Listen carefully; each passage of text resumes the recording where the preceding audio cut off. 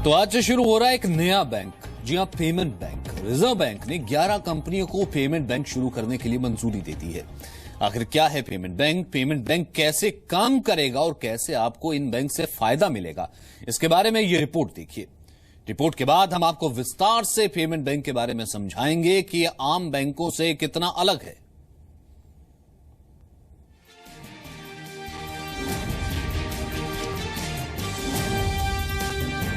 जल्द ही आप रिलायंस, वोडाफोन और एयरटेल जैसी कंपनियों के जरिए फोन पर बात ही नहीं करेंगे, बल्कि इनके पास अपना पैसा भी जमा कर सकेंगे, जैसे किसी बैंक में किया जाता है। यानी इन्हें एक मिनी बैंक समझा जा सकता है। आरबीआई ने वोडाफोन एम-पैसा और एयरटेल एम-कॉमर्स के अलावा 9 और कंपनियों को सैद्धांतिक तौर पर एक मिनी बैंक की तरह ऑपरेट करने की मंजूरी दी है। इनके नाम हैं Vodafone M Pesa, Airtel m commerce, Reliance industries limited, Aditya Birla Nuvo limited, Cholamandalam distribution, डाक विभाग, Finopaytech limited, national securities depository limited, tech Mahindra limited. इसके अलावा 2 और लोगों को व्यक्तिगत तौर पर मंजूरी मिली है। सन फार्मा के प्रवर्तक दिलीप सांघवी, पेटीएम के विजय शेखर शर्मा। पेमेंट बैंक पूरी तरह बैंक तो नहीं होते। ऐसे में सवाल है कि ये करेंगे क्या? दरअसल छोटे व्यापारी और कम आय वर्ग के लोग बचत खाता खोल पाएंगे। प्रवासी मजदूरों के लिए पैसा भेजने या स्वीकार करने का काम करेंगे। ग्राहक से अधिकतम 1 लाख रुपए तक का लेन देन ही कर पाएंगे। आरबीआई के पास कुल 41 कंपनियों ने पेमेंट बैंक लाइसेंस का आवेदन किया था, लेकिन अभी 11 कंपनियों को ही मंजूरी मिली है। पेमेंट बैंक के पीछे मकसद गांव-गांव तक बैंकिंग सेवा देने की कोशिश कही जा रही है। अब देखिए कि ये पेमेंट बैंक क्या करेंगे और क्या नहीं करेंगे। एटीएम और डेबिट कार्ड की सहूलियत देंगे। क्रेडिट कार्ड जारी करने की इजाजत नहीं। ग्राहकों को इंटरनेट बैंकिंग की सुविधा मिलेगी। म्यूचुअल फंड्स और जीवन बीमा कर पाएंगे। पेमेंट बैंक कर्ज नहीं दे पाएंगे। पेमेंट बैंकों में प्रवासी भारतीयों को खाता खोलने की इजाजत नहीं होगी। ऐसे में बड़े बैंकों को अब अपने प्रदर्शन पर काफी ध्यान देना होगा, या फिर उन्हें कारोबार की अपनी पूरी रणनीति ही बदलनी होगी, क्योंकि ये मिनी बैंक उनका खेल बिगाड़ने वाले हैं। ब्यूरो रिपोर्ट, जी मीडिया। तो पेमेंट बैंक पर आरबीआई गवर्नर रघुराम राजन ने कहा है कि इन बैंकों में भी पैसे जमा कराना आसान है और इनसे जुड़े दूसरे बैंक में लंबे समय तक पैसे डिपॉजिट किए जा सकते हैं। So in that sense, the payment banks are really useful only because they bring new players into the system who have existing businesses that can reduce the cost of access. And therefore, the payment banks will serve as feeders into the universal banks. If you want a long-term deposit, for example, you put your money in a payment bank which has an alliance with a universal bank, and it gets shifted into a associated account with the universal bank links to the payment bank account. तो आपको आसान शब्दों में बताते हैं कि payments bank में आपको क्या क्या फायदा होने वाला है। दरअसल ये बैंक भी सामान्य बैंक की तरह ही काम करेंगे, जिस तरीके से बाकी बैंक काम करते हैं। इससे कम आय वर्ग के लोग बचत खाता खोल सकेंगे। छोटे व्यापारी भी यहां पर अपना बचत खाता, सेविंग बैंक अकाउंट खोल सकेंगे। अधिकतम मैक्सिमम 1 लाख रुपए तक का लेन देन ग्रामीण इलाकों में आप आसानी से भेज सकेंगे। बैंकिंग सिस्टम में कैशलेस ट्रांजैक्शन को इससे बढ़ावा मिलेगा। आपका एम-पैसे का वॉलेट अब बैंक खाता बन जाएगा। आपके खाते पर ब्याज भी मिलेगा। सामान्य बैंकों की तरह ही आपको इसका डेबिट कार्ड भी मिलेगा। अनुराग शाह इस वक्त हमारे साथ मौजूद हैं। अनुराग, अगर एक हम ये कह सकते हैं कि कम से कम उस लिहाज से अगर देखा जाए कि एक स्मॉल यूजर जिसके पास अभी तक बैंक अकाउंट नहीं था, या फिर वो ये सोचता था कि बैंक अकाउंट खोलना सिर्फ उन्हीं के बूते की बात है जब एक बड़ा बैंक बैलेंस वो मेंटेन कर पाए, कम से कम उस टारगेट कंज्यूमर के लिए ये एक बहुत बड़ा कदम हो सकता है।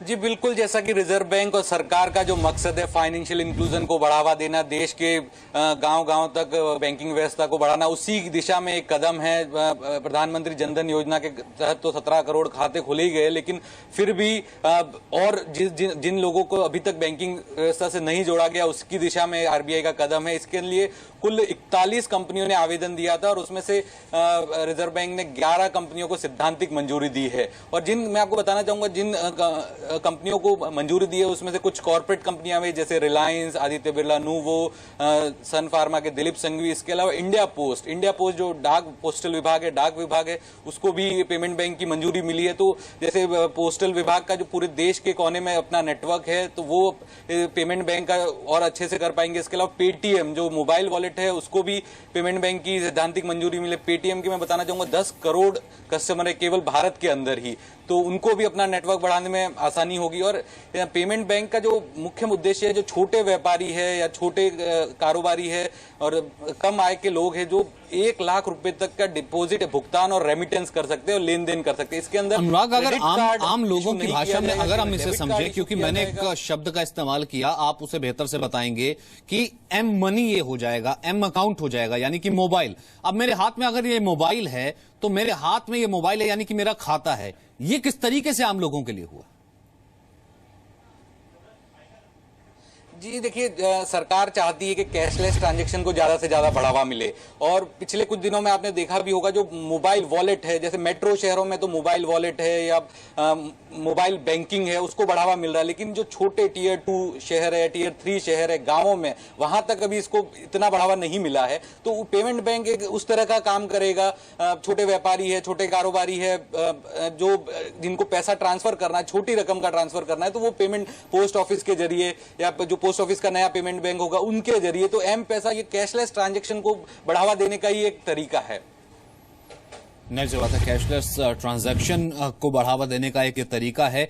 और इसके लिए हम ये कह सकते हैं कि ऑपरेशनल कब से हो जाएगा और इसे स्प्रेड, यानी कि इसे बढ़ावा किस तरीके से दिया जाएगा आम लोगों के बीच या उन लोगों के बीच, ग्रामीण इलाकों के बीच, जहां तक बैंकिंग जो है अब तक उस तरीके से नहीं पहुंची? जी अभी तक रिजर्व बैंक ने जो 11 कंपनियां हैं उनको सैद्धांतिक मंजूरी दी है। और ये जो सैद्धांतिक मंजूरी है वो 18 महीने के लिए है। और इन 18 महीने के अंदर रिजर्व बैंक जो कुछ शर्तें हैं वो पूरी करेगा और जो क्राइटेरिया है वो पूरे हो जाएगा। इंफ्रास्ट्रक्चर से जुड़ा क्राइटेरिया होगा, कंपनियों के कर्मचारियों से जुड़ा क्राइटेरिया होगा, वो पूरे होने के बाद ही ये जो 11 कंपनियां हैं इनको फाइनल मंजूरी मिलेगी। और जब फाइनल मंजूरी जब तक नहीं मिलती है रिजर्व बैंक की, तब तक ये 11 कंपनियां अपने बैंकिंग ऑपरेशन शुरू नहीं कर पाएंगे।